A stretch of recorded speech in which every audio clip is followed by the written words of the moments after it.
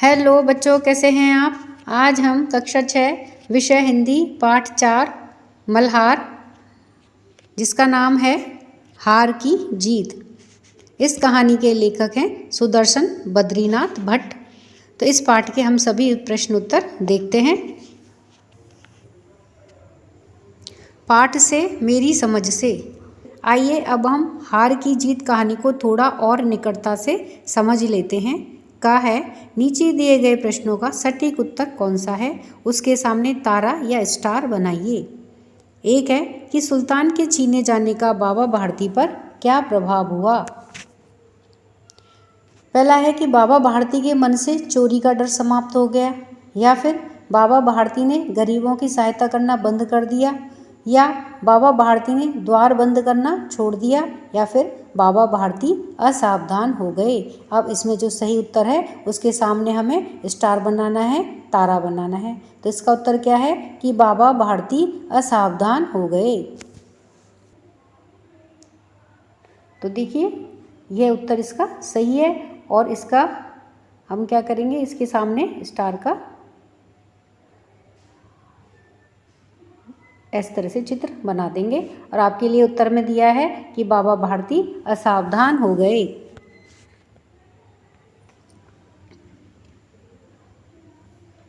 Number 2 पर है कि बाबा भारती भी मनुष्य ही थे। इस कथन के समर्थन में लेखक ने कौन सा तर्क दिया है। अब उनके तर्क देखते हैं कि कौन सा तर्क सही है। कि बाबा भारती ने डाकू को घमंड से घोड़ा दिखाया।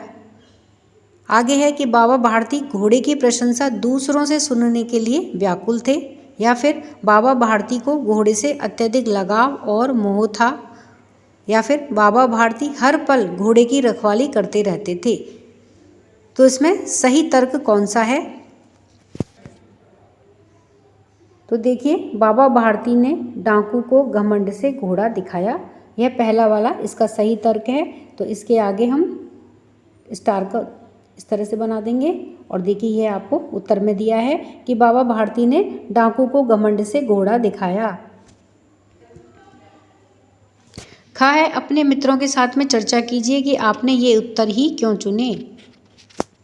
उत्तर है पहले का कि जैसा कि कहानी में लिखा है कि जब डाकू खड़क सिंह ने कहा कि बाबा जी मैं यह घोड़ा आपके पास में ना रहने दूंगा, तो बाबा भारती डर गए। अब उन्हें रात को नींद नहीं आती। सारी रात अस्तबल, अस्तबल अर्थात जहाँ पर घोड़ों को रखा जाता है उस जगह को अस्तबल कहते हैं, की रखवाली में कटने लगी। परंतु कई मास बीत गए और वह नहीं आया।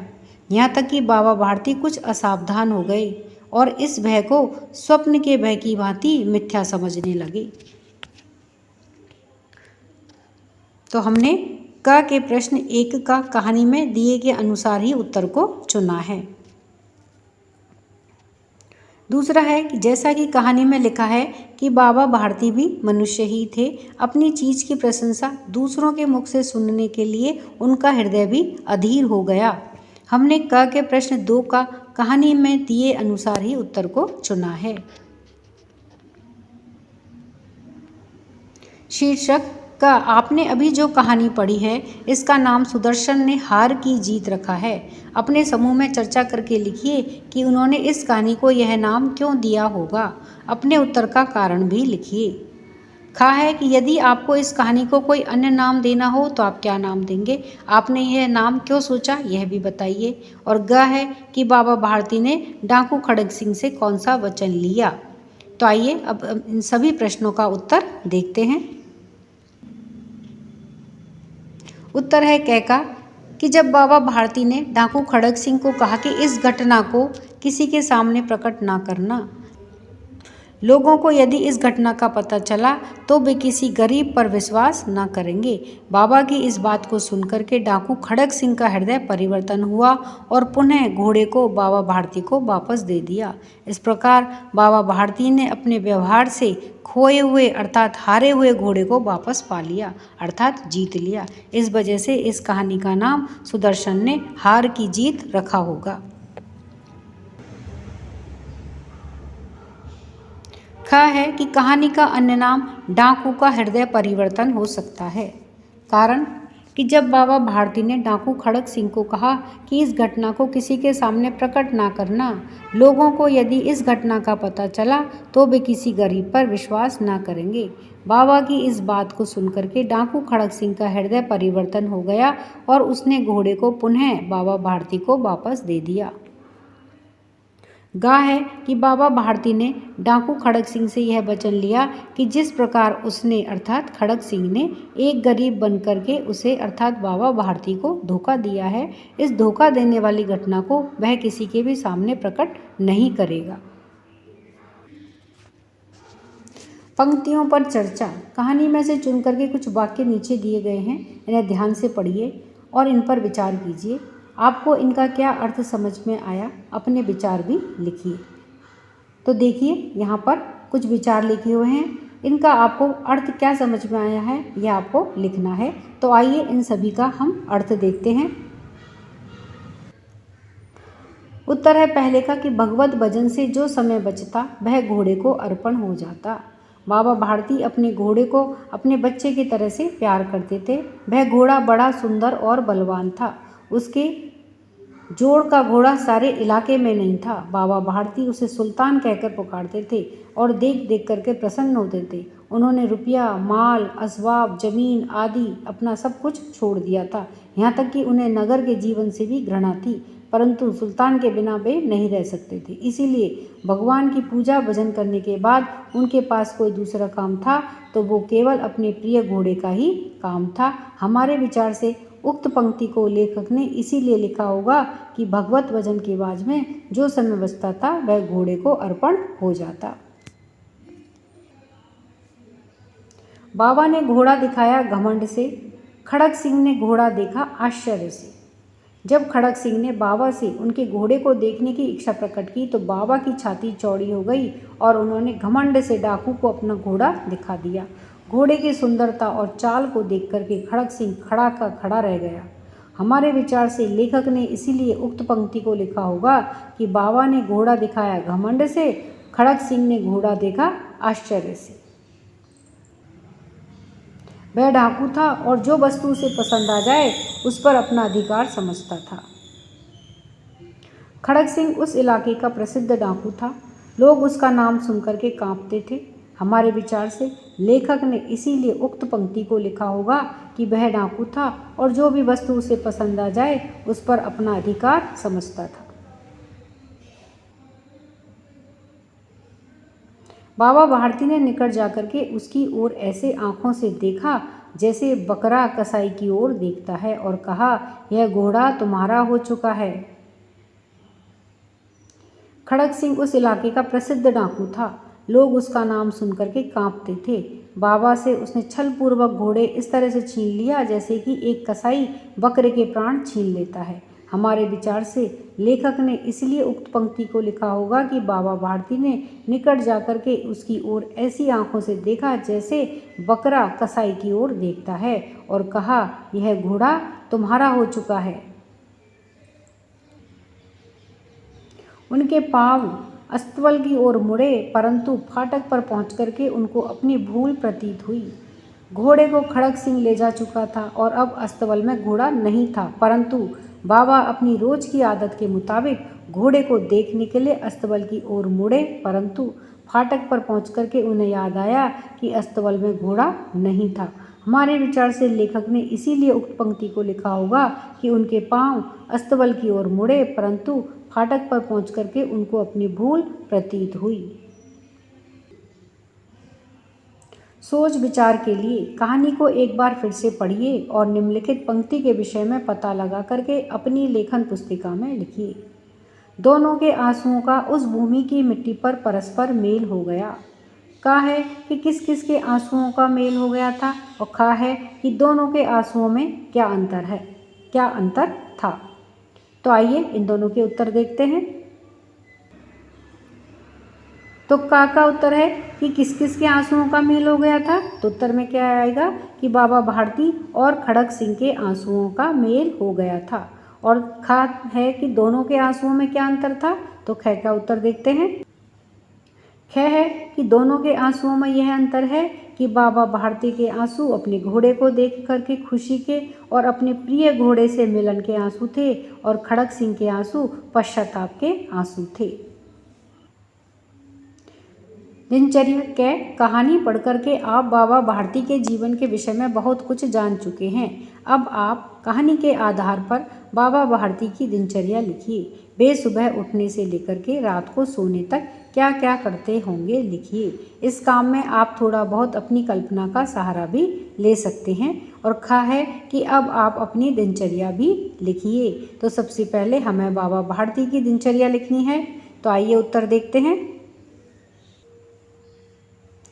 उत्तर है क का कि बाबा भारती सुबह सुबह जाग जाते होंगे। चौथे प्रहर में स्नान आदि करने के उपरांत मंदिर में जाकर के भगवत भजन करते होंगे। उसके बाद वे अपने घोड़े की देखभाल करते होंगे। वे अपने हाथ से घोड़े को खरहरा करते और दाना खिलाते होंगे। संध्या के समय सुल्तान पर चढ़ कर के 8-10 मील का चक्कर लगा लेते होंगे।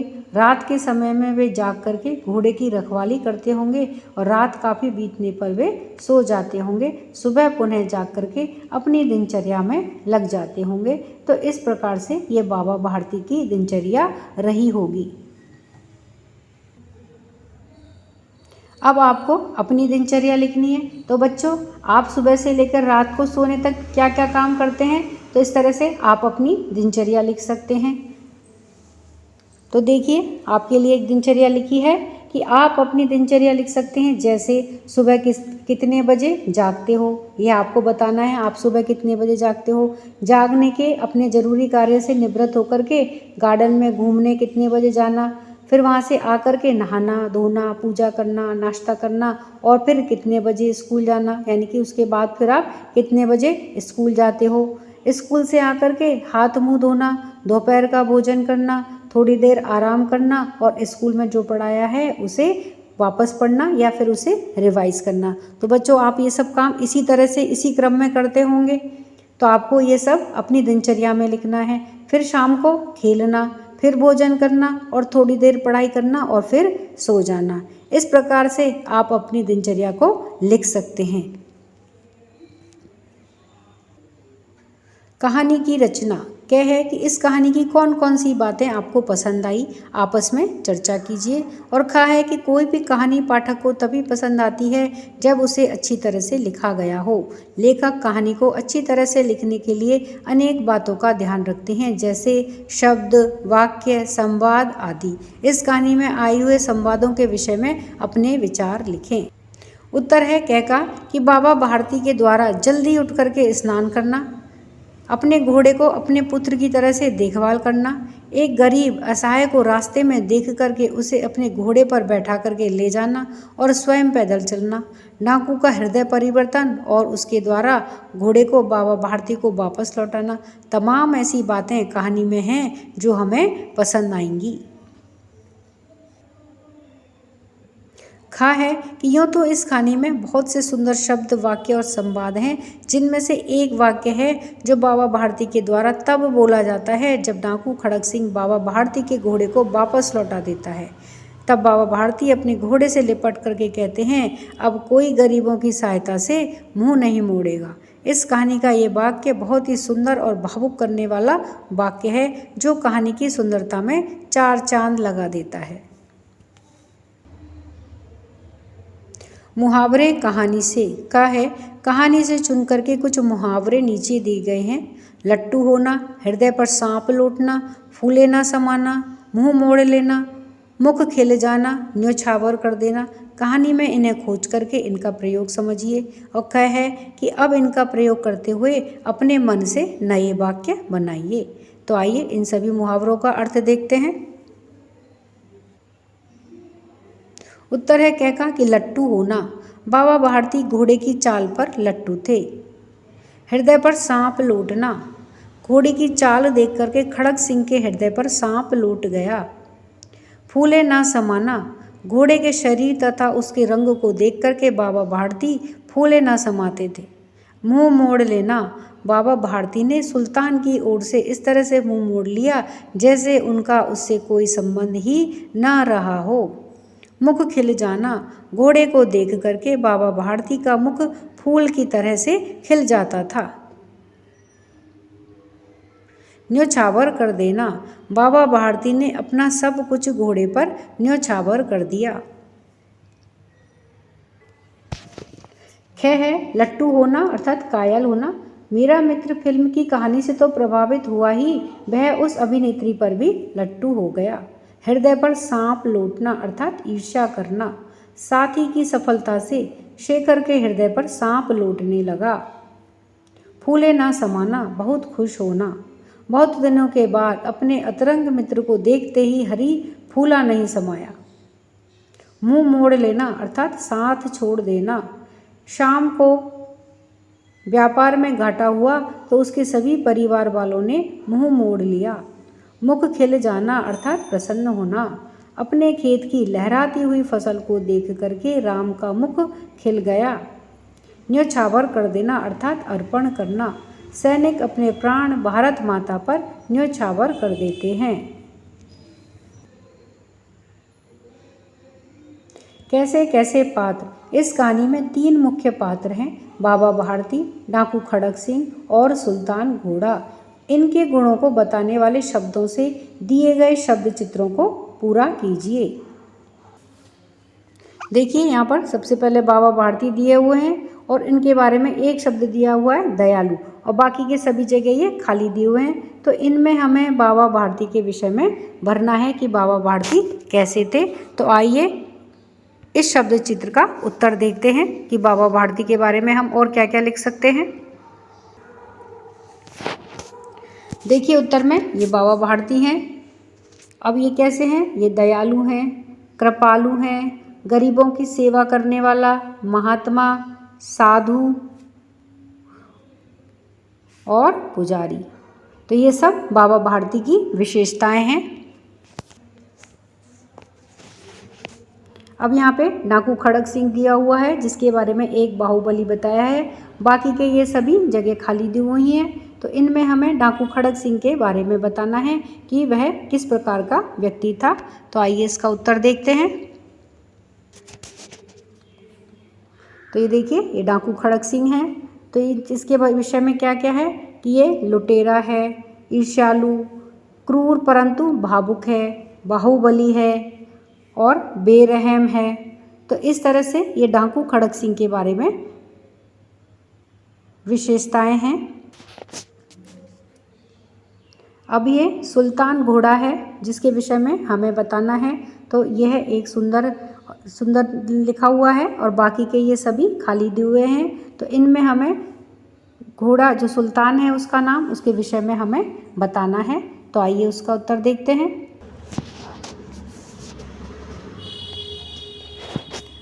तो देखिए सुल्तान घोड़ा कैसा है? सुंदर है, तीव्रगामी है, बलवान है, विचित्र जानवर है, ऊंचा और लंबा है और कैसा है? बांका अर्थात सुंदर है। तो ये सब सुल्तान घोड़े की विशेषताएं हैं। ये जो शब्द लिखे हैं वे किसी की विशेषता, गुण और प्रकृति के बारे में बताने के लिए उपयोग में लाए जाते हैं। ऐसे शब्दों को विशेषण कहते हैं, अर्थात जो किसी संज्ञा या सर्वनाम की विशेषता बताते हैं, उनके गुणों को बताते हैं, प्रकृति को बताते हैं, उन शब्दों को क्या कहते हैं? विशेषण कहते हैं। पाठ से आगे सुल्तान की कहानी। मान लीजिए यह कहानी सुल्तान सुना रहा है, तब कहानी कैसे आगे बढ़ती? स्वयं को सुल्तान के स्थान पर रख करके कहानी बनाइए। संकेत है कि आप कहानी को इस प्रकार से बढ़ा सकते हैं कि मेरा नाम सुल्तान है और मैं एक घोड़ा हूँ। तो चलिए इस कहानी को आगे बढ़ाते हैं। उत्तर है कि मेरा नाम सुल्तान है, मैं एक घोड़ा हूँ, कोई साधारण नहीं बल्कि एक विशेष घोड़ा, लंबा, ऊंचा, बांका और तेज दौड़ने वाला घोड़ा। मेरा मालिक का नाम है बाबा भारती, जो मुझे अपनी संतान की तरह प्रेम करते हैं। प्रतिदिन वे मुझ पर 8-10 मील की सवारी किया करते हैं। वे नगर के बाहर मंदिर में रहते हैं। एक बार डाकू खड़क सिंह बाबा जी के पास आया और मुझे देख करके बाबा जी से बोला कि बाबा जी यह घोड़ा तो मैं ले जाऊंगा, आपके पास में नहीं छोड़ूंगा। यह सुनकर के बाबा भारती डर गए और रात में डंडा लेकर के पहरा देने लगे। एक दिन बाबा मुझ पर बैठ कर के जा रहे थे, सैर करने के लिए जा रहे थे कि रास्ते में एक गरीब की आवाज़ आई कि बाबा मैं दुखियारा हूँ, मुझ पर दया करो, अपने घोड़े पर चढ़ करके मुझे रामवाला छोड़ दो। बाबा मुझ पर से उतर गए और उस गरीब और अपाहिज को मुझ पर चढ़ा लिया और स्वयं मेरी लगाम पकड़ करके धीरे धीरे चलने लगे। अचानक से उस गरीब ने लगाम को बाबा से झटका दे करके छुड़ा लिया। बाबा ने देखा कि उनके घोड़े अर्थात मुझ पर बैठा हुआ व्यक्ति कोई गरीब और अपाहिज नहीं था, बल्कि डाकू खड़क सिंह था। इस प्रकार से आगे की कहानी आप लिख सकते हैं।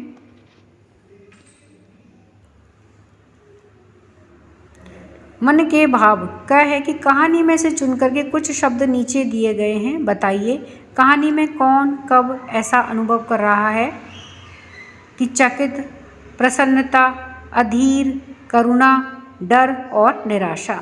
तो इन सब चीज़ों को कौन कब ऐसा अनुभव कर रहा है ये हमें बताना है। तो इनके उत्तर देखते हैं। उत्तर में है कि चकित। खड़क सिंह ने जब घोड़े को देखा तो वह चकित रह गया। अधीर, बाबा भारती और खड़क सिंह के बीच संवाद के दौरान इसे बाबा भारती अनुभव कर रहे थे, अर्थात बाबा भारती अधीर हो रहे थे।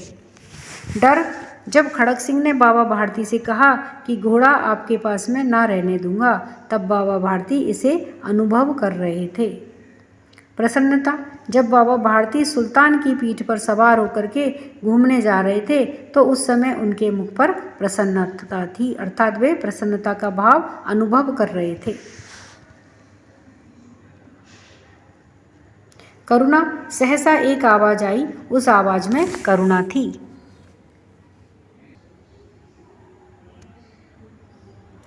निराशा, फाटक पर पहुंच करके बाबा भारती को अपनी भूल प्रतीत हुई, यानी कि इस समय उन्हें निराशा का भाव प्रकट हुआ। ख्याल है कि आप उपर्युक्त भावों को कब कब अनुभव करते हैं, लिखिए। संकेत, जैसे गली में किसी कुत्ते को देख करके डर या प्रसन्नता या करुणा आदि का अनुभव करना। उत्तर है कि चकित का भाव हम कब अनुभव करते हैं कि आश्चर्यजनक कार्य को देख करके या उम्मीद से बहुत कम या बहुत ज़्यादा परिणाम प्राप्त होने पर। अधीर, किसी कहानी या घटना सुनने के लिए। डर, गली में कुत्ते को देख करके। और प्रसन्नता, अतिथि के आने पर या घूमने के लिए बाहर जाने पर। करुणा, किसी अपाहिज को देख करके, गरीब को देख करके। निराशा, किसी कार्य की असफलता पर। झरोखे से, आप जानते ही हैं कि लेखक सुदर्शन ने अनेक कविताएं भी लिखी हैं। आइए उनकी लिखी एक कविता पढ़ते हैं। वह चली हवा, वह चली हवा, वह चली हवा, ना तू देखे ना मैं देखूं, पर पत्तों ने तो देख लिया, वरना वे खुशी मनाते क्यों, वह चली हवा, वह चली हवा। सुदर्शन। यह कविता सुदर्शन के द्वारा लिखी हुई है। साझी समझ, आपको इस कविता में क्या अच्छा लगा, आपस में चर्चा कीजिए और अपनी लेखन पुस्तिका में लिखिए।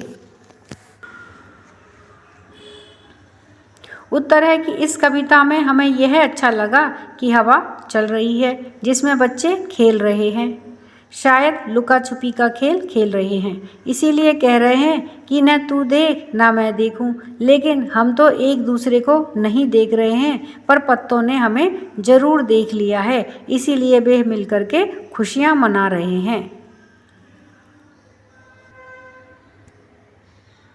खोजबीन के लिए सुदर्शन की कुछ अन्य रचनाएं पुस्तक में दिए गए QR कोड या इंटरनेट या पुस्तकालय की सहायता से पढ़ें, देखें व समझें। तो इसमें आप पुस्तक में दिए गए QR कोड की सहायता से या इंटरनेट से ढूंढ करके या अपने विद्यालय के पुस्तकालय से कवि सुदर्शन की कुछ अन्य रचनाएं जैसे कहानियाँ, कविताएं इत्यादि आप पढ़ सकते हैं, देखें और समझ सकते हैं। तो इस तरह से हमने इस पूरे पाठ के प्रश्न उत्तरों को जाना। तो बच्चों, वीडियो पसंद आने पर वीडियो को लाइक करें, शेयर करें, चैनल पर नए हैं तो सब्सक्राइब करना ना भूलें। मिलते हैं नए वीडियो में। इसी के साथ धन्यवाद।